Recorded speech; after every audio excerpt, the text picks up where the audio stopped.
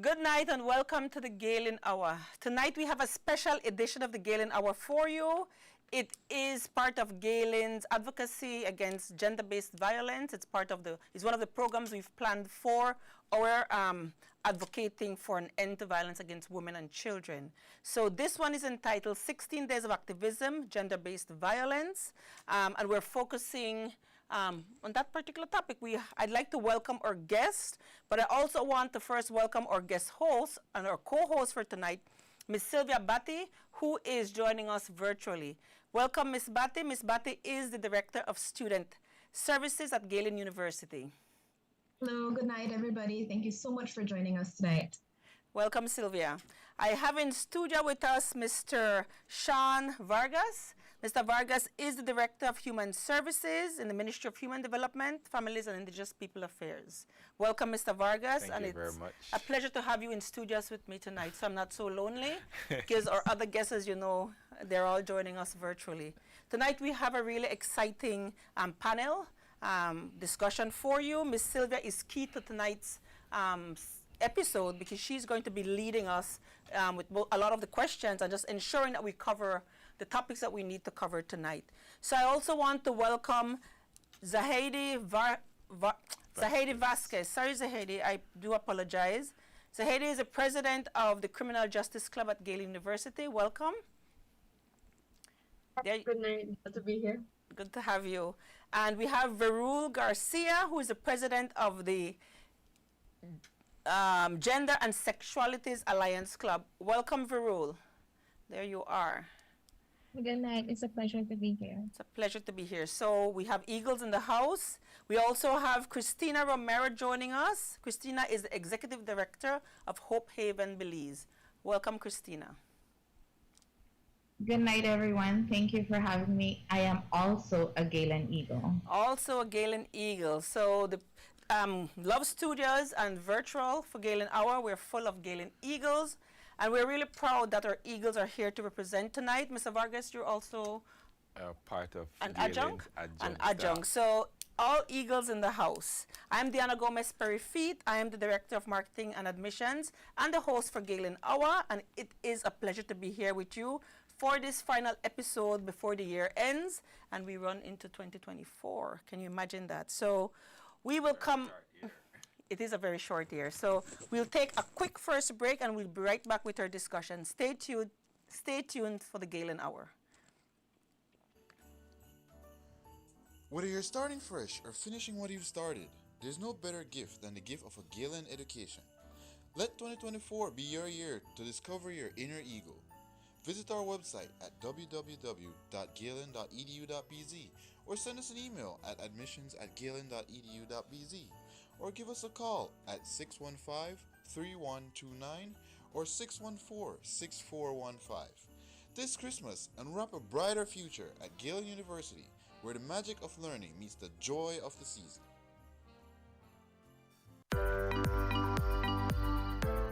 With our unique student-focused services, Galen University prides itself in doing everything possible to facilitate the success of Galen Eagles.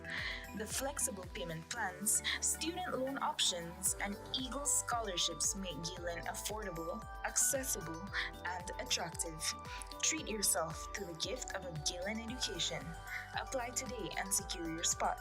Come soar with the Galen Eagles. Visit our website at www.galen.edu.bz or give us a call at 615-3129 or 614-6415. Welcome back to the Galen Hour. Tonight we're talking gender-based violence. We know, as we may know, the UN recognizes gender-based violence as a violent act against humanity. It sees it as a violation of our human rights. And in Belize, we take the mantle and we do our part. I want to invite our co-host, Ms. Sylvia Batty, to join us here with our panel, Ms. Sylvia, and to get our panel discussion started. Sylvia? Wonderful. Thank you very much for that, Ms. Diana. Yes, with the UN recognizing gender-based violence and its impact that it can have to wider society, what we see in Belize to raise awareness around these discussions on gender-based violence is the activities around 16 days of activism, which are organized by the National Women's Commission. They've been doing a wonderful, wonderful job at this, and not only at organizing these activities, but at really raising awareness and creating that partnership between different governmental organizations, non-governmental organizations, of course, the education system, healthcare system, because when it comes to gender-based violence, it really does have a snowball impact on all aspects of society. So moving into the questions and jumping right into our panel, our first question is sort of open for all of you, and we really want to hear your perspective on this. Perhaps our criminal justice students can start, but our first question is, what is gender-based violence? Contextualize this for us, especially for the persons out there who may not understand what it is.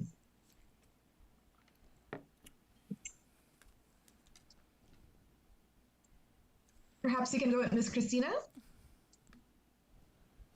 So gender-based violence refers to really any harmful act that is perpetuated against an individual or group of individuals based on their gender. And it really encompasses physical, sexual, emotional, or psychological violence directed at the individual or group of individuals because of their gender. It is pervasive, and while it is pervasive, it is also preventative.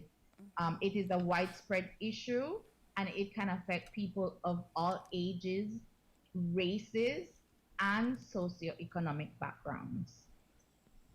Thank you for that, Ms. Christina. Mr. Vargas and I were in a session earlier, and you know when you hear one of those quotes, the quote reads that gender-based violence is just a form of violence that occurs in the smallest unit of our society, which is the family. Bringing into that conversation, perhaps other genders, the youth, and really looking at the impacts of gender-based violence beyond just the violence that occurs to women. Can we talk about perhaps who is affected when it comes to gender-based violence? I don't know if maybe Varul or Shahidi would like to jump in with their perspective as students. Sure. I think that everyone can be affected. It doesn't matter the gender. I would just like to bring in how not only cisgendered really people are affected by this, but also people in the queer community. Yeah, and they face various violence because of the gender that they identify with. This includes everything from sexual violence to emotional abuse and abuse in general. Can I? Yeah. So for us within the department, my main responsibility looks at families and children, the protection of children, and GBV is an umbrella term that also encompasses component of child abuse, child sexual abuse. Verul and Shahidi, they know this in terms of the discussions that we have in class. Christina made a point in terms of the child protection component and those in terms of who it affects. So we also look at the neglect and the abandonment component for children and families. Also an important component for GBV is for us to pay attention to human trafficking within this area, because what the numbers are showing is that majority of the persons who we have as survivors or victims within this area, this component of human trafficking, are women, and it does not just move to sex trade or sex slave. It also looked at labor. It also looks at labor component when we're looking at the human trafficking aspect within GBV. Thank you for adding that, Mr. Vargas. So when we talk gender-based violence, people might just focus on the victims or the perpetrators and maybe not realize the spin-off effect or the wider effect to peace in our country, to how our children are affected, and to all of the other issues and aspects that you may have mentioned. And it actually might also prove to be an obstacle to sustainable development within our country. So thank you for adding in that part, indeed. Thank you, Mr. Vargas, and our Eagles joining us virtually. In speaking of what gender-based violence is and who is affected, perhaps, especially for our listeners out there where this is a new topic, and maybe Mr. Vargas can start off with this. What are some of the signs of gender-based violence in our communities and societies? What is that maybe red flag that we need to look out for that tells us perhaps this is something that is occurring, this is something that needs our attention, this person might need our assistance? There are various factors that would involve or would focus within that area. The component of the referral to the police department, the domestic violence unit within the police department, they would be the department or the agency, the unit that will see most of the immediate reports or referrals. The medical component also, the doctors or the nurses who sees the victims from a different light, a different component, a different aspect of what is there. And that's why it is important for medical professionals to be trained to understand what is GBV and the components of GBV, because it moves from just what might be a simple burn or a simple medical checkup or something to that effect, to when interviews and questions are asked of the patient that is there, and the doctors would know what to pick up or how should they respond to certain components, and the department being the respondent in terms of the mandatory reporters, we have to ensure that we are available when it comes to that. So we look at the component, the reporting to police officers, the aspect of the medical, what we see within the medical field, and schools. The schools, teachers as mandatory reporters play a very important role in terms of reporting and how we identify these things. And I know that the teachers are very well trained. Well, majority teachers are very well trained in terms of identifying the basics of abuse in children. Okay, thank you, Mr. Vargas.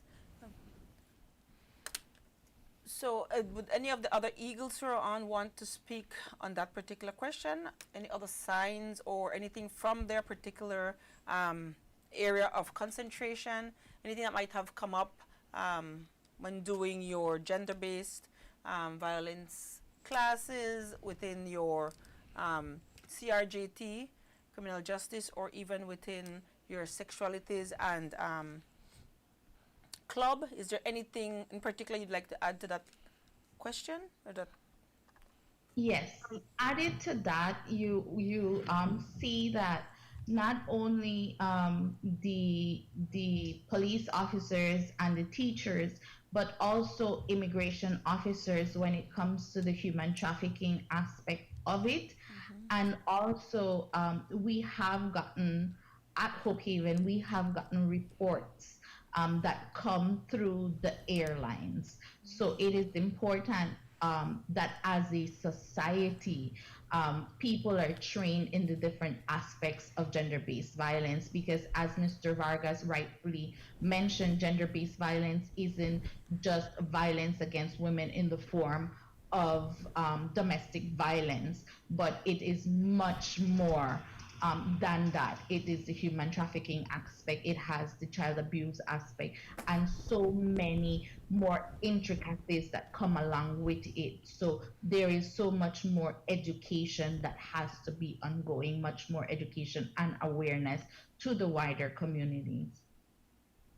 Thank you for that, Ms. Christina. And talking about society or the wider society, in that education needed for them to to recognize that, but also in having the wider society be the solution makers. Why is it important to address gender based violence collectively as a society?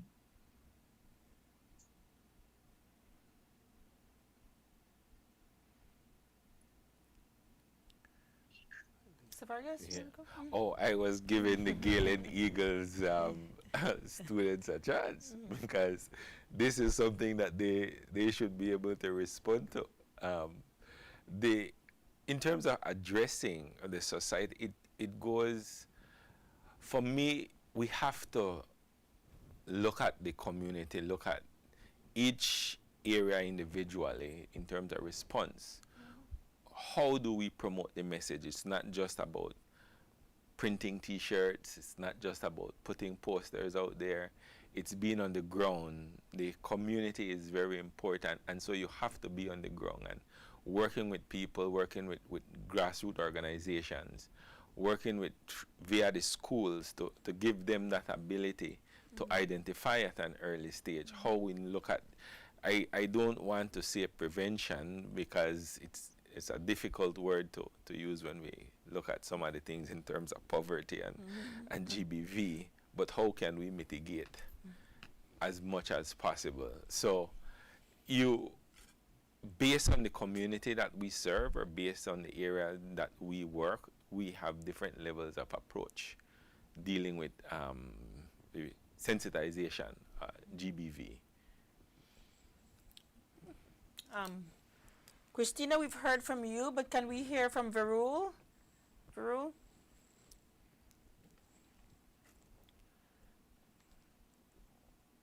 I also saw Shahidi unmute her mic very briefly. Okay. If you don't mind, I would like to take the question. Go ahead.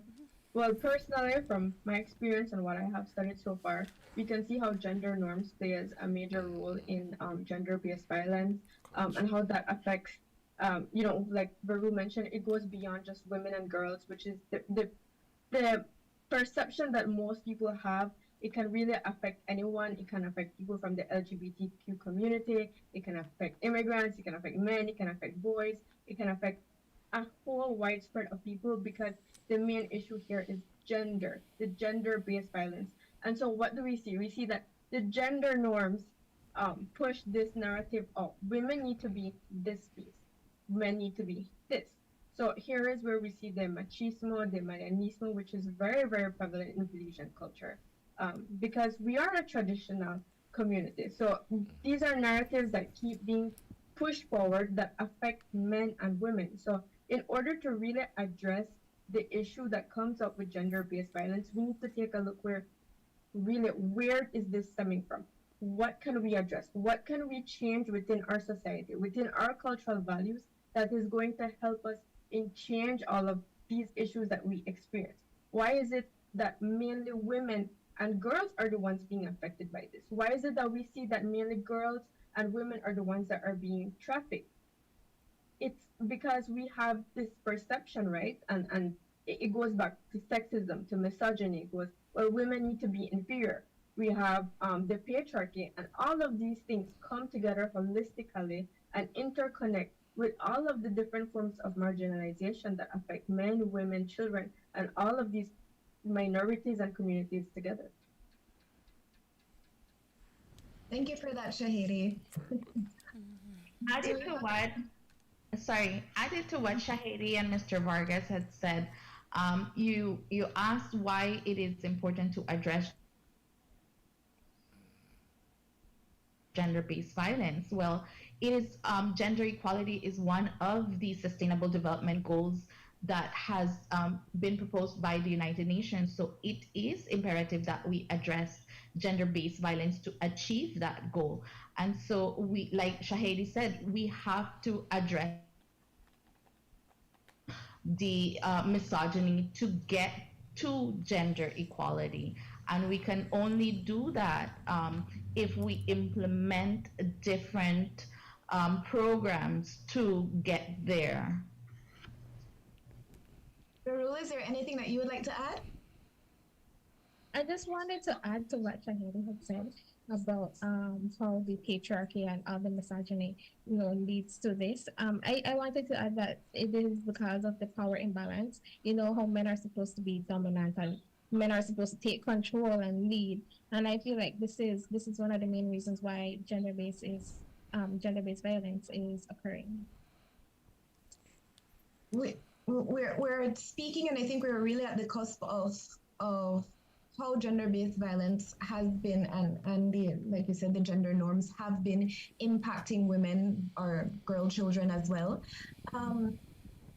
But I want to push us a little bit further. What does this violence look like in real time? What does this violence result in when it comes to how it affects our individuals, how it affects our families, and how it affects our communities? Because oftentimes gender-based violence can be very silent. It is one of those hidden but almost underlying cancerous aspects of our society. So why this push to address it? Apart from it being the UN goals, apart from us having a national commitment, why should you or I or the average Belizean or all Belizeans care? And I think in understanding how it affects us either directly or indirectly, we can then begin to understand and appreciate and participate more actively in the end of gender-based violence. So how does it affect us individually or as families or as a community on a whole? If you don't mind me taking this question as well. Sorry. Well, personally, right? What my understanding of gender-based violence is that we see it as a cycle. It's a cycle of violence. So I hurt you, so you hurt me, and then I go and I hurt somebody else. And what do my children do? My children, they learn that that behavior is normalized. So then they go on and they hurt other people. So in having these gender norms, we have normalized behavior, where we see that the perpetration of hurting one person is okay. That's all right. And so we have psychological trauma, we have emotional trauma, and that does not extend just to us, but it also extends to our family. And I think you brought up a very important point, which is that gender-based violence can several times be very silent. And it goes back to the normalization of violence. I mean, speaking from a very practical and realist approach, how many girls walk down the street or and are harassed? How many men are told, well, you're a man, you're not supposed to talk about your feelings? That in itself can sometimes be violent, and hurt us psychologically, mentally, and emotionally. It affects us holistically. Then when it goes more into an approach where it comes to the term of the physical violence, which is where we see the domestic abuse, the intimate partner violence, then it gets even worse. We see graver cases where women or men can be stabbed, they can be hurt, they end up in the hospital. So really, it's this very small issue that goes getting bigger and bigger and bigger and bigger. And I think Mr. Vargas and Christina also mentioned about how there are various people are told in an effort to try and to solve the issue. But how many of us also have our friends or family telling us, well, this is something that I have experienced in my family or with my partner, and to us it's okay. Well, that's it's just that it stays there, but we aren't really understanding the gravity of the situation and understanding that what is happening is gender-based violence. We are being attacked because of the societal norms that we choose to adhere to and the ones that we don't choose to adhere to. And like I mentioned before, that also impacts those who are of the LGBTQ plus community. So the part where gender-based violence extends is a lot more than just women, girls, and men. And I find that a lot of times some people would get deterred from trying to listen to these things and talk about these things because they find that it's just an attack on men. But that's not what it is. It's a whole social problem. It involves all of us because it hurts every one of us. Thank you for that intervention, Shahidi. And I now turn this question to Mr. Vargas. Pulling off of what Shahidi has said, bringing in this discussion of our men and boys and how holistically as a society to combat gender-based violence, We always hear that it is not only a woman's issue, it is a societal issue, and a key component of our society is our men and boys. So to Mr. Vargas, we ask, how can men and boys be encouraged to actively participate in these efforts to support the ongoing efforts to end gender-based violence? I'll go right back to Shahida's point in terms of culture. We have to change that mindset, and change is a difficult word, but we have to change the mindset and the baby blue and the baby pink aspect. We have to look at the reality of how we teach our young boys in terms of, Shahid mentioned it, don't cry, you're a boy. But it's good to show your emotions. It's good to release that component that helps with the therapeutic aspect of it. But it needs to start from school. How do we teach our children? How do we teach our young boys in school to look at certain, the level of respect for young women in their class, the respect for their siblings and their female siblings in all of that aspect. Men have a tradition based on culture, based on practice, based on gender norms. I know that we have tried through the ministry to look at the culture of men in this country and how we can help to make that little bit of a push to get things going, but there is a difficulty in that process there. So for me, from my perspective, is a matter of education and preparation. We have to, write off one component of the generation and start from scratch. We start from scratch, we start from lower end, and hoping within 5, 6, 7, or 10 years' time, there's a different mindset, there's a cultural shift in terms of how we approach things as men and how we look at things as men. Even to the point that you're driving and a car pull in front of you or something happens, and say, oh, that must a woman they drive. that's how, yes, that's how we so for us, men should be this way. We should be the head of the household. I believe to a certain extent I am a traditional person, but that is how it's supposed to be. You should be the head of the household. You're supposed to this. It's rare when you see a man accept the fact that yes, the woman in the house is the breadwinner, and quote unquote call the shots. And so the change, the mind change, the cultural shift, everything needs to be paid attention to when it comes to that. So it has to start from, I will say, from the school, from home, as to how you train the boys, how you teach them to be different. But are we doing what we need to do? And I know this is kind of, are we doing what we need to do from kindergarten? Because maybe it's not happening as much as we want it in the homes. Every year we do a 16 days of activism against gender-based violence. There are activities to initiatives to end violence against women and girls. This is a global issue. This is not just a Belize, but every year around this time there's some heinous violent crime against a woman. I think we just had one recently in our news. I mean, and it seems like every time we are advocating and giving special attention to this particular violent issue and gender-based violence, something violent happens kind of in our faces, and makes us realize that we cannot stop the advocacy, we cannot stop the work.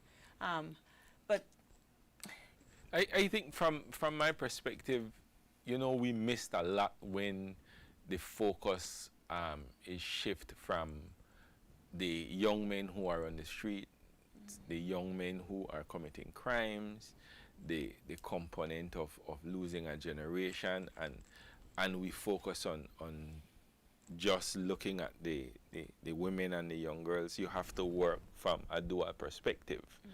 So while the priority has to do with the abuse of women and young children, but we also have to look at the men in the discussion, the young boys who are attending high school less.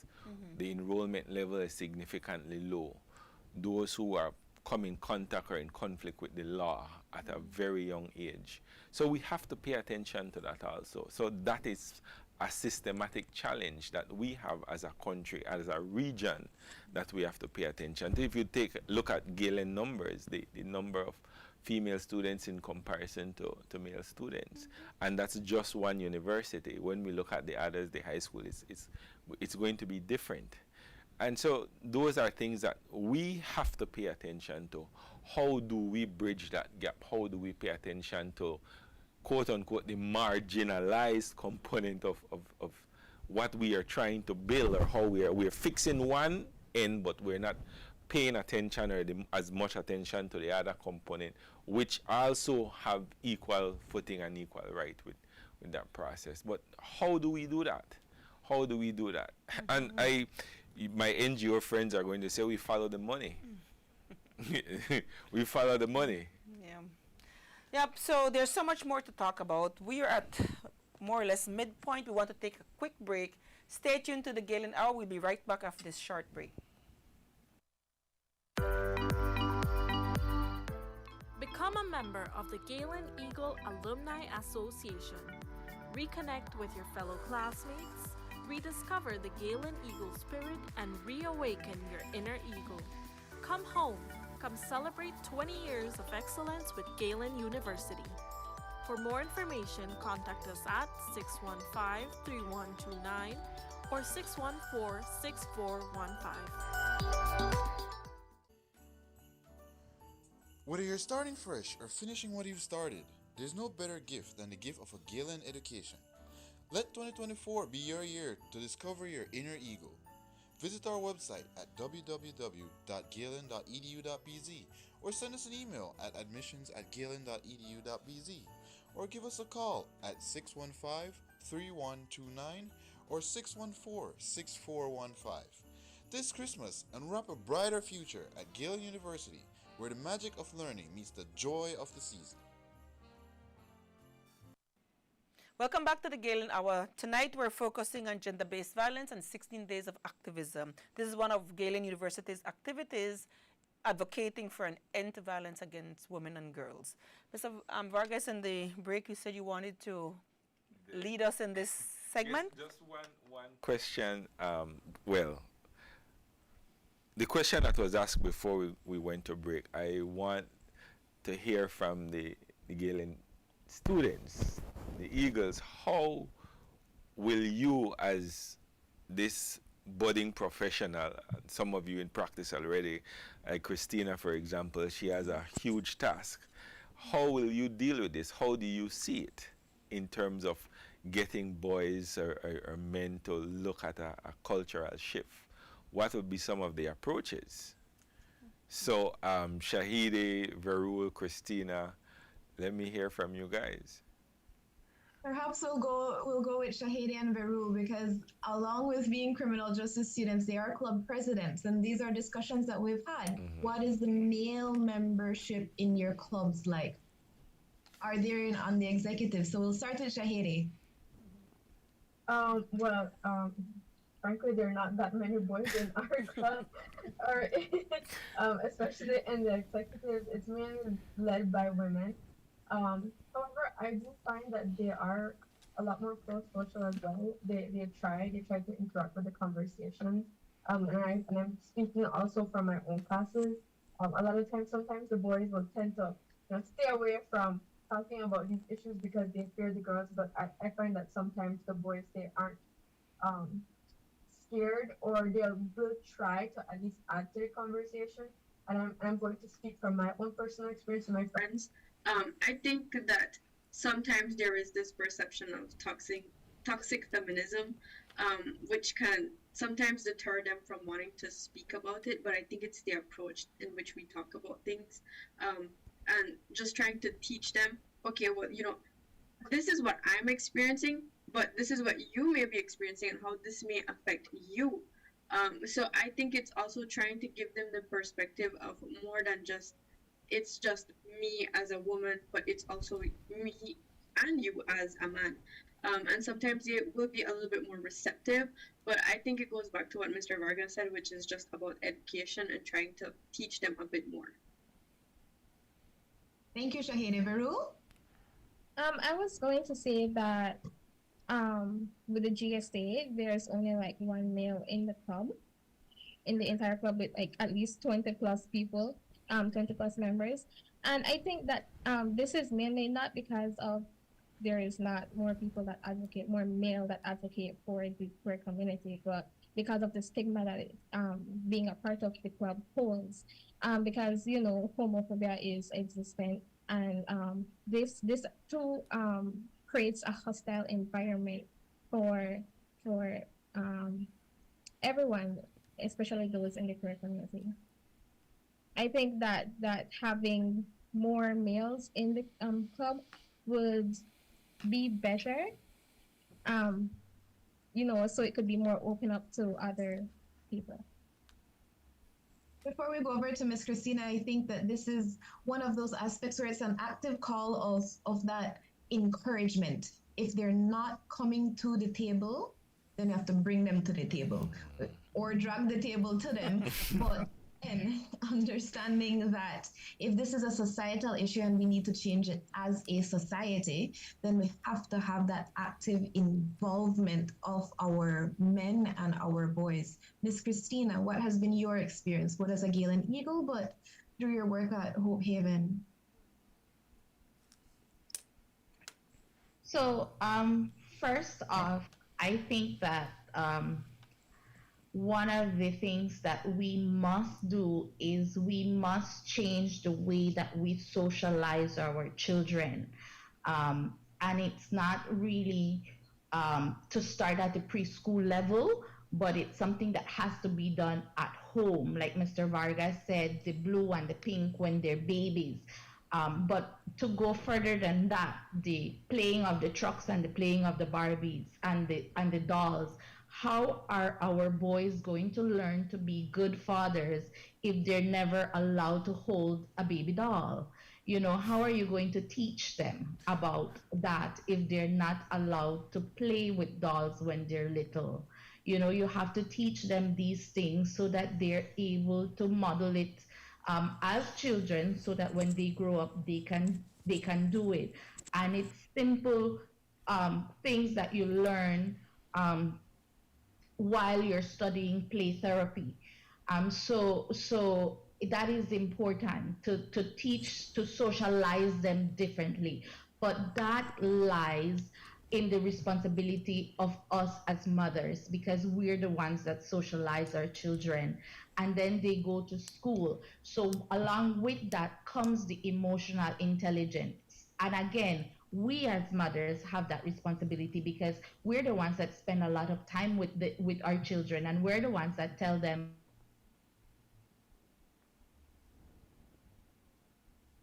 outside playing with the boys. They're not supposed to be inside playing with your sister, you know. And so these things are important. So the way we socialize our children from when they're little is important to how they're going to react to violence when they're growing up, how they're going to react to women, how they're going to react emotionally. So that is very important.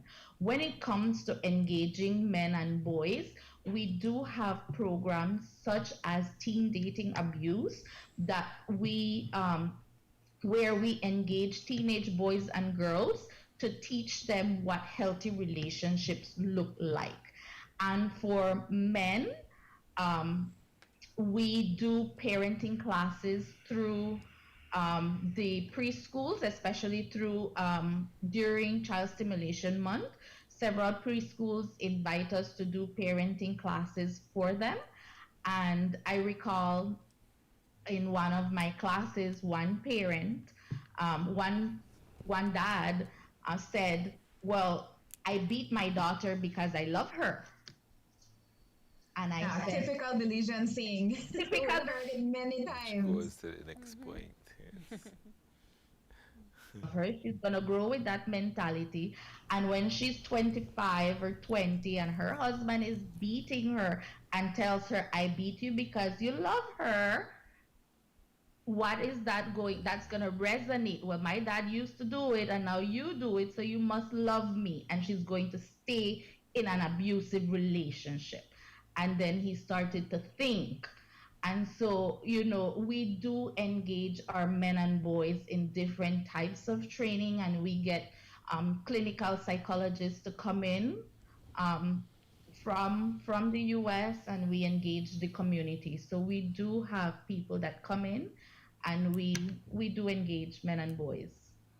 Thank you for that, Miss Christina, and thank you for speaking to be done in the immediate, because oftentimes if we listen actively to what we are saying about the engagement of men and boys or changes within our society, we're thinking of generational shifts, generational changes that will have a 10-20 year impact within our society. But what you have mentioned, those parenting classes, you know, having the preschools invite you all to go and speak to our parents right now, that is creating two types of shifts: that generational shift, but also in the immediate to our parents, and really has the potential to create that snowball effect where if you impact one person, you see them impacting other people. Miss Christina, if you would allow me, you talked about Hope Haven and you sort of said the collective we, but what is Hope Haven? What is the organization that you have created, and what is the work that you're doing out at San Pedro? Tell us what Hope Haven is. Okay, so Hope Haven Belize is a non-profit, non-government, and initially we were torn whether to be an orphanage slash residential facility for children or a domestic violence women. When speaking with the Department of Human Services officer, they encouraged us to be a residential facility for children. And so we work closely with Mr. Vargas and his department. We're licensed to operate 15 children. So we're licensed to hold to be a home for 15 children. We currently have 15 children in the home, 14 girls and 1 boy. And they are placed in our care through the Department of Human Services only. So people can't just drop off their children and say, here, I brought you my kid, I don't want them. They come strictly through the Department of Human Services. We established in 2018. I wanted the Director Natalie Arceo and I wanted to understand the criminal justice system better. So in 2021, we decided to go back to school because we couldn't understand why some of the cases, some of the mothers who were alleged perpetrators of the abuse still had access to the children, still had visitation rights and so forth. So, you know, we wanted to understand all these components to better serve the children in our care. So we looked up the different universities in Belize and we settled on Galen. In 2021, we had a class with Mr. Vargas, who's in the studio, and he gave us a research paper. It was a community analysis, and in that community analysis, we identified a gap in San Pedro. Miss Natalie and I were in the same group, and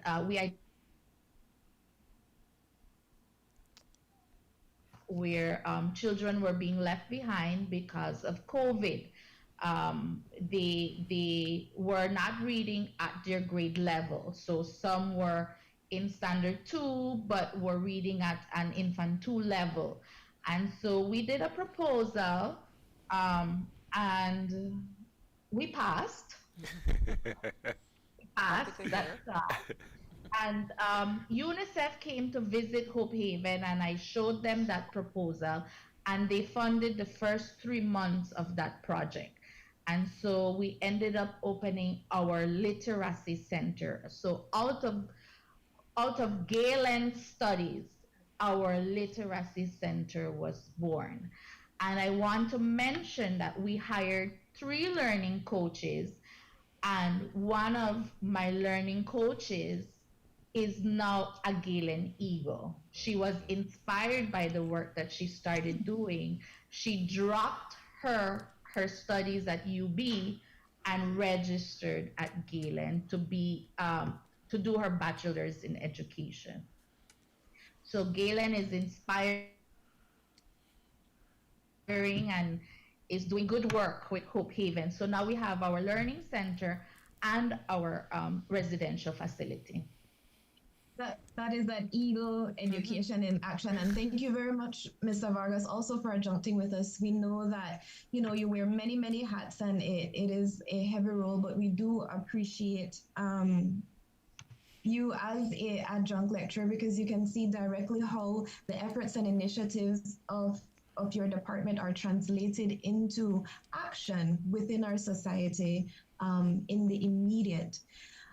For 16 days of activism, we've had a variety of events and activities ongoing on our campus, and that this year we're absolutely proud has been led by our club. So we have Ms. Shahidi. They've had many awareness campaigns through the Criminal Justice Club, having Orange Days, participating in this panel discussion.